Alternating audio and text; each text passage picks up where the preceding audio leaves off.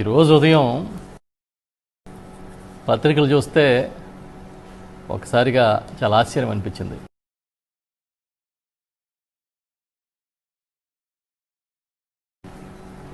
రాష్ట్రంలో అధికారంలో ఉన్న తెలుగుదేశం పార్టీ ఇప్పుడు తెలుగు డ్రగ్స్ పార్టీలాగా మారిపోయిందా అని ఒక అనుమానం ప్రజలకు కల్పించే పరిస్థితి వచ్చింది. సాక్షాత్తు Telugu Desam party MP, Eluru MP పుట్ట మహేష్ యాదవ్ గారు హైదరాబాదులో ఒక ఫామ్ హౌస్ మీద దాడి చేస్తే ఆ డ్రగ్స్ సేవిస్తున్న పార్టీలో దొరికారని, మొదట పరీక్ష చేస్తే నెగిటివ్ వచ్చిందని, మళ్ళీ పరీక్ష చేస్తే పాజిటివ్ వచ్చిందని వార్తలు వస్తూ ఉన్నాయి. సాక్షాత్తు తెలుగుదేశం పార్టీ పార్లమెంటు సభ్యుడు, మరొక శాసనసభ్యుడికి కుమారుడు ఇవాళ డ్రగ్స్లో దొరికితే ఇప్పటి వరకు తెలుగుదేశం పార్టీ అధినేత కానీ ఆ పార్టీ నాయకులు కానీ నోరెత్తలేదు. కనీసం ఒక్క చిన్న పదం కూడా తెలుగుదేశం పార్టీ నుంచి రిలీజ్ కాలే. మామూలుగా అయితే తెల్లారు లేచి ప్రవచనాలు చెప్పే చంద్రబాబు నాయుడు గారు మరి దీని మీద ఏం చెప్తారని మేము అడుగుతున్నాం. ఏదో డ్రగ్స్ రహిత సమాజాన్ని సృష్టించాలని, డ్రగ్స్ వద్దు బ్రో అని తెలుగుదేశం పార్టీలోని చంద్రబాబు నాయుడు గారి కుమారుడు మంత్రి గారు లోకేష్ గారు ఆ మధ్యకాలంలో పెద్ద ఉద్యమం కూడా నడిపారు, ప్రచారాన్ని చేశారు. అంటే డ్రగ్స్ వద్దు బ్రో అని ప్రజలు చెప్తారు కానీ మీ పార్టీలో వారు మాత్రం సేవిస్తుంటారేమో. ఈరోజు ఏ పరిస్థితికి వచ్చిందంటే తెలుగుదేశం పార్టీ ఎదటివాడి చెప్పడానికే నీతులు, వీళ్ళ మాత్రం అన్ని పనులు చేస్తారు. వేరు అన్ని దుష్ట కార్యక్రమాలు. ఒక ఆయనేమో ఒక రాసలీల వీడియోలో దొరుకుతాడు, ఇంకొక ఆయనేమో అసభ్యంగా ప్రవర్తించి మహిళల పట్ల వారు దొరుకుతారు, గంజాయితో దొరుకుతారు, ఈ పక్కనేమో డ్రగ్స్తో దొరుకుతారు. అయినా సరే పార్టీ పరంగా కానీ ప్రభుత్వ పరంగా కానీ ఎలాంటి స్పందన ఉండదు. ఆ మధ్యకాలంలో అసెంబ్లీలో హోంమంత్రి గారు అనిత గారు అయితే డ్రగ్స్ రహితంగా, గంజాయి రహితంగా ఆంధ్రప్రదేశ్ని సృష్టిస్తున్నామని చెప్పారు. ఆవిడ స్టేట్మెంట్ ఇచ్చిన 10 రోజులు గడవకుండానే తెలంగాణలో కాదు ఆంధ్రప్రదేశ్లో కూడా డ్రగ్స్ దొరికినాయి, గంజాయి దొరికింది. చంద్రబాబు నాయుడు గారి సొంత జిల్లా ఈ మధ్యకాలంలో ఆ జిల్లా నుంచి విడిపోయి మదనపల్లి జిల్లా అయింది. ఆ మదనపల్లి జిల్లాలో ఒక యువకుడు గంజాయి సేవించి 6 ఏళ్ల బాలికని అత్యాచారం చేస్తే దిక్కు మొక్కు లేదు. తర్వాత అతనే ఏదో సూసైడ్ చేసుకుని చనిపోయాడని చెప్తున్నారు. కుప్పంలో గంజాయి దొరికింది. సాక్షాత్తు ఇబ్రహీంపట్నం దగ్గర చంద్రబాబు నాయుడు గారి నివాసానికి చాలా దగ్గరలోనే, సమీపంలోనే ఒక 47 కోట్ల విలువైన డ్రగ్స్ దొరికాయని వార్తలు వస్తున్నాయి. మరి పోలీసులు ఏం చేస్తున్నారు? రెడ్ బుక్ రాజ్యాంగాన్ని అమలు చేయడంలో బిజీగా ఉన్నట్టున్నారు.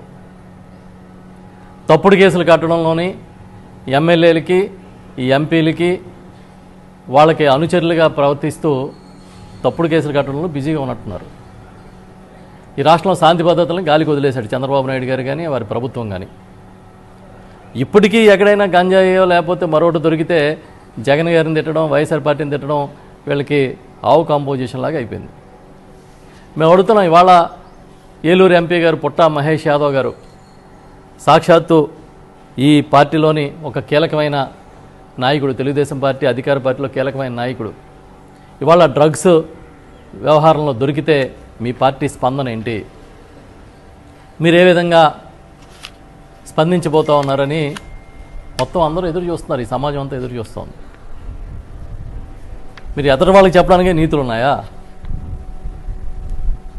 ఏదో అరికడుతున్నాం, ఇంకా అది చేస్తున్నాం, ఇది చేస్తున్నాం, ఈగిల్ టీములు, ఆ టీములు, ఈ టీములు అని రకరకాల ప్రచారం చేస్తున్నారు. ఏమైనాయి? ఈ రోజున బాధ్యతాయుతంగా ప్రవర్తించాల్సిన ప్రజాప్రతినిధులు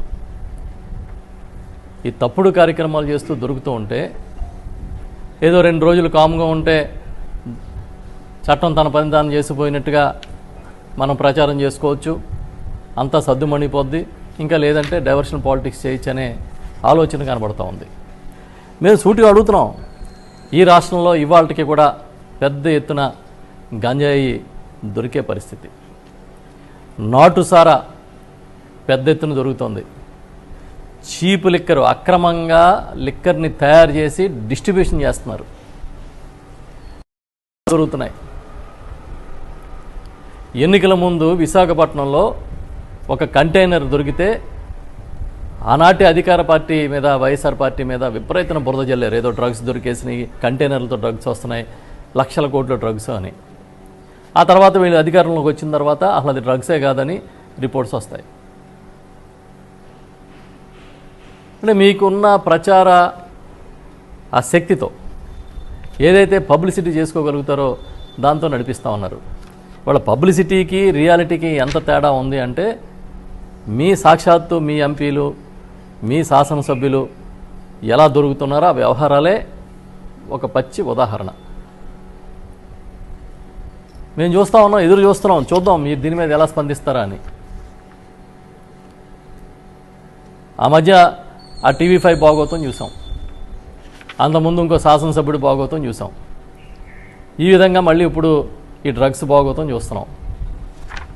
ఊరికి నోరు ఉంది కదా, చూపించే ఛానల్స్ ఉన్నాయి, చెబితే రాసే పత్రికలు ఉన్నాయని అడ్డగోలుగా మాట్లాడడం, అడ్డగోలుగా రాయడం, అడ్డగోలుగా చూపించడం. ప్రస్తుతం ఇది నడుస్తుంది ఈ రాష్ట్రంలో. మేము అడుగుతున్నాం, అసలు మీ ప్రణాళిక ఏంటి? రాష్ట్రాన్ని గంజాయి రహితంగా చేయడానికి, అదేవిధంగా ఈ రాష్ట్రంలో డ్రగ్స్ రహితంగా చేయడానికి మీకున్న ప్రణాళిక ఏంటి? వాళ్ళ చిన్న చిన్న పిల్లలకు కూడా గంజాయి అలవాటు చేస్తున్న పరిస్థితి ఉంది. పోలీసులు తప్పుడు కేసులు పెట్టడం తప్పించి ఈ తప్పుడు పనులు ఆపే కార్యక్రమం చేయలేకపోతున్నారనేది సిగ్గుచేటు.